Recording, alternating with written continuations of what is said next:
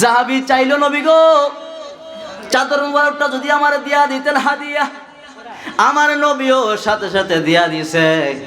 সাহাবে কেরামের মধ্যে একটা হট্টগুলো সুরগুলার কামটা করলি রাখিতা নবীরে দিয়েছে। মহিলা তুই ছায়া বইলি নবীর সামনে, আর নবীও দিয়া দিছে, কামটা কি করছস? সাহাবে কেরাম একটু কথাবার্তা বলতেছে তাকে, কাজটা তুই ঠিক করস নাই, কাজটা ভালো করস নাই। নবীর কাছে কেমনে চাইলি, নবীর হাদিয়া দিছে, কামটা তুই কি করলি, কাজটা ঠিক করস তাই। ওই সাহাবী লজ্জার মধ্যে পড়ে গেল, কারণ মজলিস বড় সাহাবে কেরাম যখন তাকে নিয়ে এই কথা বলা শুরু করলো, সাহাবী লজ্জায় পড়ে গেল। সাহাবী দাঁড়াইয়া, কোন নবী গো, ও মায়ার নবীজি, আমি কোন কারণে আপনার কাছ থেকে চাদর মুবারকটা হাদিয়া চাইলাম নবী গো, আমার ব্যাখ্যাটা যদি আপনি একটু শুনতেন, আপনি অনুমতি দেন কেন চাদরটা নিলাম, আমি ব্যাখ্যা করতে চাই। আমার নবী ডাক দিয়ে কই, ঠিক আছে বলো। কারণ সাহাবে কেরাম মজলিসের কাছে জিনিসটা ভালো মনে হয় নাই, এই জন্য নবীকে ঠিক আছে বলো কেন নিয়েছো। সাহাবী কই, ইয়া রাসূলুল্লাহ, ইয়া হাবিবাল্লাহ, নবী গো, মানুষ মরণশীল, আমিও তো মরব, কখন মরব জানি না। মরার পরে কাফন পড়াইয়া, গোসল দিয়া কাফন পড়াইয়া, জানাজা নামাজ পড়াইয়া যখন আমাকে কবরে রাখবে, কবরে দেওয়ার পরে মানুষ যখন 40 কদম চলে আসবে, মুনকার নকির ফেরেশতা এসে আমারে প্রশ্ন করবে। বুখারী শরীফের মধ্যে রয়েছে একটা প্রশ্ন, আবু দাউদ শরীফের মধ্যে রয়েছে 3টা প্রশ্ন। ধরেন 3টা প্রশ্ন করবে, নবী গো আমি কবরে ফেরেশতাদেরকে কি জবাব দেব, আমার তো আমল নাই, কোনো কিছুই নাই গো নবী।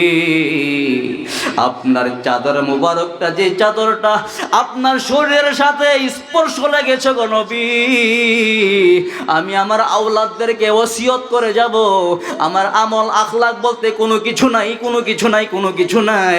আমার কাছে আল্লাহর পেয়ারা নবীর শরীর মুবারকের সাথে লেগেছে একটা চাদর মুবারক আছে, আমি যখন মারা যাব আমার কাফন হিসাবে নবীজির দেওয়া চাদর মুবারকটা আমারে কাফন দিয়া আমারে কবরে যখন রাখবারে, ফেরেশতারা যখন প্রশ্ন করবে, এ আল্লাহর বান্দা তুমি এই প্রশ্নের উত্তরগুলা কি বলো, মান রাব্বুকা ওয়া মা দীনুকা ওয়া মান নাবিয়ুকা, অথবা মা তাকুলু ফি হাক্কি হাযার রাজুলুল্লাযী বুইসা ফীকুম, এইভাবে যখন প্রশ্ন করবে আমি ফেরেশতাদেরকে বলবো আমার কোনো কিছু নাই, কিছু জানি না, কিছু জানি না, কিছু জানি না, আমি কিছুই পারি না, কিছুই করতে পারি না, তবে আমার কাছে একটা সম্বল আছে, আমার কাছে আমার রহমাতুল লিল আলামিন নবীজির চাদর মুবারক আছে।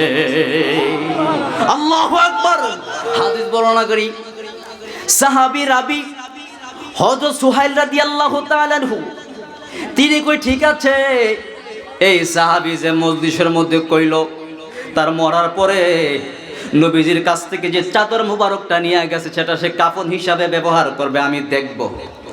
ওই সাহাবী ইন্তেকালের পরে হযরত সুহাইল রাদিয়াল্লাহু তাআলা আনহু তার বাড়িতে গেল, যাওয়ার পরে দেখলো ঠিক ওই সাহাবীর আলমারির মধ্যে সুন্দর করে আমার নবীজির কাছ থেকে নেওয়া ওই চাদর মুবারকটা সুন্দর করে বাস করে রেখে দিয়েছে, কোনোদিনই শরীরের মধ্যে লাগায় নাই।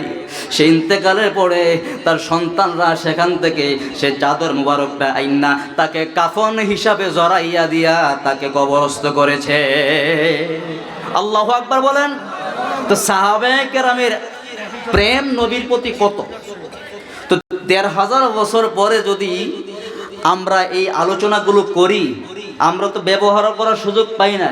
এই আলোচনাগুলো করলে আমাদের মতনই এক প্রকার মানুষরা বেদাতের তকমা লাগায়, আছে না নাই? আছে না নাই? সব জায়গায় সব কিছু চলে। যখন নবীর ইজ্জতের ক্ষেত্রে, সম্মানের ক্ষেত্রে দেখবেন বেদাতের ফতোয়া দিয়ে মানুষকে রাসূলুল্লাহর ইজ্জতের কাছ থেকে, সম্মানের আমল থেকে মানুষকে পিছিয়ে রাখার জন্য, পিছপা করার জন্য তারা পাইতারা করছে, আছে না নাই?